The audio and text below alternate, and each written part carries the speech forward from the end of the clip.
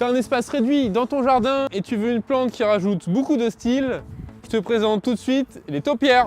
Je trouve que quand vous avez une taupière qui est bien taillée, par exemple en pot, symétrique à l'entrée de votre maison ou pas forcément, ça peut rajouter pas mal de style et d'élégance à votre jardin. L'avantage, c'est que c'est une plante qui est taillée, donc qui prend très peu de place. Là, dans 3-4 ans, cette plante, elle prendra exactement la place que vous voyez là, avec un tronc qui va être légèrement plus gros, mais l'idée c'est de bien la tailler. Potentiellement vous pouvez réussir à faire des pompons un peu plus gros, mais vous allez avoir une plante qui va faire cette taille. C'est une plante aussi qui tient bien en pot, par contre attention à l'arrosage. Dès qu'elle va manquer d'eau, vous allez avoir des feuilles qui vont commencer à brunir et pour les récupérer c'est l'enfer, ça prend un temps incroyable. Donc surtout soyez vigilants à l'arrosage, malgré tout c'est quand même costaud au manque d'eau. Mais dès que ça va manquer d'eau, ça va s'abîmer. Donc ça, soyez vigilants. La question qu'on me pose le plus souvent, c'est en termes d'entretien. Est-ce que c'est pas trop compliqué à tailler? Non. Et oui, vous savez pas le faire au début, mais personne n'a commencé à avoir une taupière en sachant le faire et c'est en le faisant que vous y arrivez.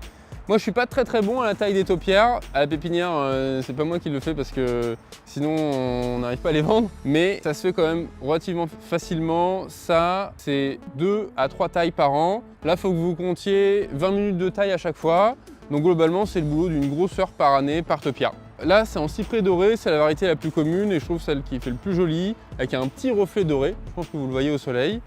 Mais on a d'autres variétés, je vais vous montrer en olivier, en spirale. Donc au niveau des formes, il y a plusieurs formes populaires, je vais vous les montrer tout de suite. Spirale, comme celle-ci, qui est pour moi la plus compliquée à tailler. La plus facile, ça doit être celle-ci.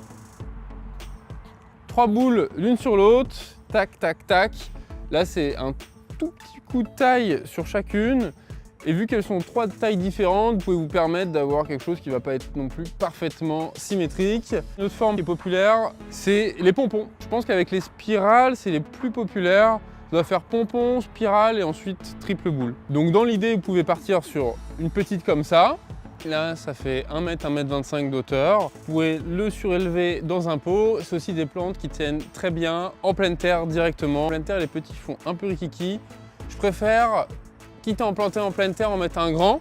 Le fait qu'il manque de hauteur, qu'on puisse le voir d'en haut, en pleine terre, ça fait quand même moins sympa. Là, une grande comme ça, bon, c'est quand même un budget. Vous pouvez aussi partir sur une plus petite qui va pousser au fur et à mesure du temps.